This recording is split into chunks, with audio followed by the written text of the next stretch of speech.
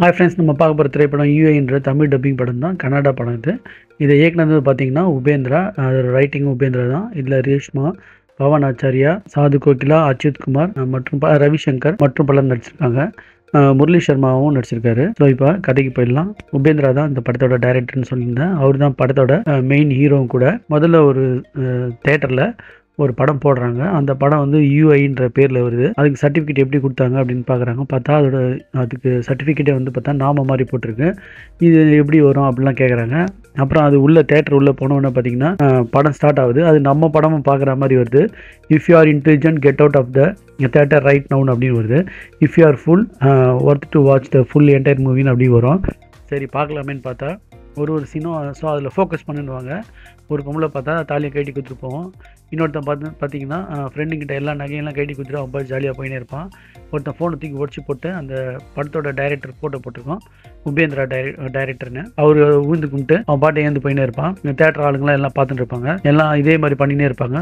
அப்புறம் வந்து இந்த படத்தில் கலியுக என்னன்னு காட்டுறாங்க. கலியுக என்னன்னா காட்டும்போது ஏழை பணக்காரங்க அப்படிலாம் வித்தியாசமாக காட்டுவாங்க. இப்போ சத்யா வந்து ஹீரோ சத்யா உபேந்திரா வந்து பார்த்தீங்கன்னா ஒரு ஃபைட்டுக்கு வந்து நிற்பாரு ஒருத்தருக்காக. அப்போ வந்து எல்லாரையும் அடிச்சு தூக்கி போட போறாரு. பார்த்தா இவர் எல்லாம் அடிப்பாங்க. அப்போ அந்த கலியுகத்தில் ஏழை பணக்காரங்க காட்டின இடத்துல ஆதாமியவாள் வந்து அந்த ஆப்பிள் சாப்பிடாத கடவுள் சொல்லுவாரு. அதான் இங்கிலீஷ்ல தான் சொல்லுவாரு. அதெல்லாம் ரொம்ப இதுவாக இருந்தது. இங்கிலீஷ்ல சொல்லுவாரு. அவங்க ஆங்கிலோ இண்டியன்ஸ் மாதிரி இருப்பாங்க. அப்போ அவங்க வந்து அந்த ஆப்பிளை சாப்பிட்ருவாங்க. அந்த ஜெனிசிஸ் அந்த இதுக்கான ஒரு கதையை காட்டிட்டு இப்போ என்ன பண்ணுவார் பார்த்தீங்கன்னா மறுபடியும் பாட்டு டான்ஸ்ன்னு அதே மாதிரி வரும். இப்போ சத்யான்ற ஒரு குழந்தை பிறக்கும்.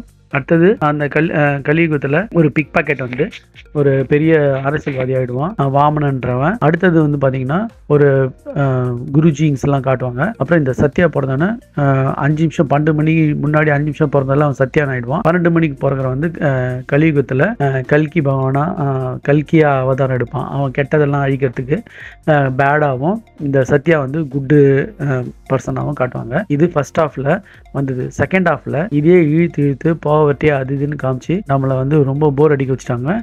கடைசியில் வந்து இவர் வந்து ஸ்கிரிப்ட் எழுதி முடிக்கிற மாதிரி, அதாவது இந்த நாமம் அந்த யூஐ படத்துக்கு வந்து ரிவ்யூவர் வந்து முரளி சர்மா அதை வந்து ரிவ்யூ பண்ணுறதுக்கு அவரால் முடியாமல் அவர் இருக்கிற இடத்துக்கே போயிடுவார். அப்போ அங்கே கிழிஞ்சி பண்ண ஸ்கிரிப்டை படிக்கும்போது தான் இந்த படங்கள்லாம் வரா மாதிரி இந்த விஷயங்கள்லாம் நடக்கிற மாதிரி காட்டுவாங்க. அப்போ முரளி சர்மாவுக்கே வந்து எப்படி எழுதணும்னு அந்த படத்துக்கு ரிவ்யூ தெரியாது. ரிவ்யூவர்ஸ்லாம் வந்து பார்த்தீங்கன்னா ரொம்ப அந்த படத்துக்கு எழுத முடியாமல் கஷ்டப்படுவாங்க. இப்படி வந்து நினைக்கிறது பார்த்தா ரொம்ப குழப்பமாக இருக்கேன்னு பார்த்தா இந்த படத்தை வந்து இவர் செகண்ட் ஹாஃப்ல இவர் ரொம்ப குழப்பி வச்சுட்டு இருந்தாரு. அப்புறம் பார்த்தீங்கன்னா பாட்டெல்லாம் நடுநடுல தேவையில்லாமல் வருது. அடுத்தது இந்த ஸ்கிரிப்டை கேட்டு போடும்போது பார்த்தீங்கன்னா அந்த கல்கின்ற கேரக்டர் வந்து இந்த டைரக்டர் முன்னாடி வந்து இதுதான் கிளைமேக்ஸு. இது வந்து நாட்டில் வந்து மக்களோட எல்லா இதுவும் சுரண்ட வைக்குது, அரசியல்வாதிங்க சுரண்டிக்கிறாங்க, வரியில சுரண்டிக்கிறாங்க, இது மாதிரி நம்ம தேவையில்லாத படத்தெல்லாம் மக்கள் பார்க்குறாங்க அப்படிலாம் சொல்லிட்டு இவர் ஒரு தேவையில்லாத ஒரு ஸ்கிரிப்டை ரெடி பண்ணி மக்களை குழப்புற மாதிரி ஒரு ஸ்கிரிப்டை ரெடி பண்ணி இது வந்து குழப்புற மாதிரி இல்லை, நல்லா இல்லைன்றதான் தெரிஞ்சுது. ஸோ இந்த படத்தில் வந்து காமெடிலாம் வருது. அந்த சாது கோகிலன் பண்ணியிருக்காரு. அது காமெடி மாதிரியே இல்லை. அவர் தான் என்னமோ வந்து பஃபூன் வேஷம்லாம் போட்டு சிரிக்கிற மாதிரி பண்ணுறாரு. நிறைய இந்த கேஎஃப்ஜி நிறைய படத்துங்களை பார்க்குற மாதிரி நிறைய சீன்ஸ் இருந்தது.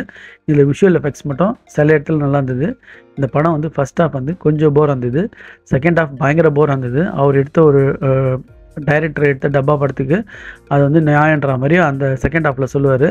அது இன்னும் போராக இருந்தது. இதில் இந்த கல்கி கேரக்டரில் வந்த உபேந்திரா மட்டும் சில இடத்துல நல்லா நடிச்சிருந்தாரு.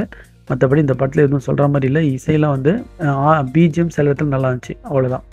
ஸோ நீங்கள் பார்க்குறவங்க பார்த்து என்ஜாய் பண்ணுங்கள். தேட்டரில் நல்ல ரெஸ்பான்ஸ் இருந்தாலும் இதை வந்து எல்லாருமே வந்து ஃப்ளாட்டாக பார்த்த மாதிரி தான் இருந்தது. Thanks friends.